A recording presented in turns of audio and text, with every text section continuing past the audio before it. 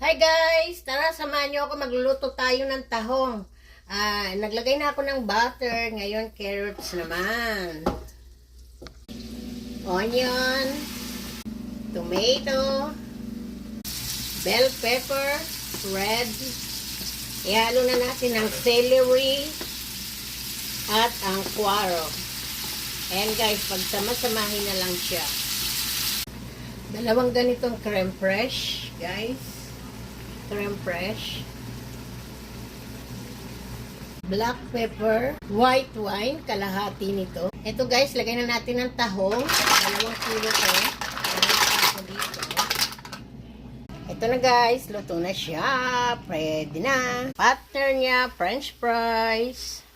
Okay guys, sana mapanood nyo to.